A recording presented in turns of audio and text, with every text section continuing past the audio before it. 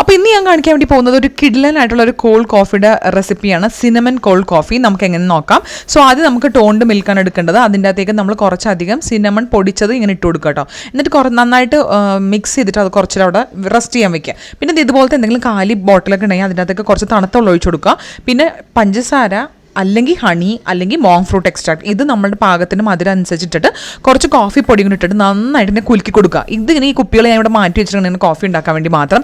നല്ല കുലുക്കി കഴിയുമ്പോഴത്തേക്ക് ഇത് ഭയങ്കരമായിട്ട് പതയും കേട്ടോ, നല്ല പതയും. അതിലേക്ക് നമ്മൾ ആദ്യം കുറച്ച് ഐസ് ഇട്ട് കൊടുക്കുക.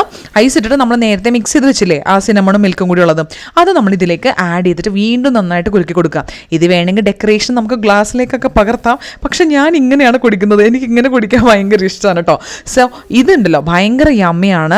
ആൻഡ് ഈ സിനമയുടെ ഫ്ലേവർ വന്നിട്ട് വേറെ ലെവലാണ് കേട്ടോ. എൻ്റെ ദൈവമേ, എന്തൊരു പ്രത്യേക, അതായത് നോർമലി ഞാൻ ഇങ്ങനെയാണ് കോഫി ഉണ്ടാക്കുന്നത്, പക്ഷേ ഈ സിനമൺ ആഡ് ചെയ്തപ്പോൾ ഇത് ഓൾ ടുഗദർ ഒരു വ്യത്യാസമായൊരു ടേസ്റ്റായി. അപ്പോൾ എന്തായാലും നിങ്ങൾ ട്രൈ ചെയ്ത് നോക്കുക, അടിപൊളിയാണ്. അപ്പോൾ ടാറ്റാ, ടേക്ക് കെയർ.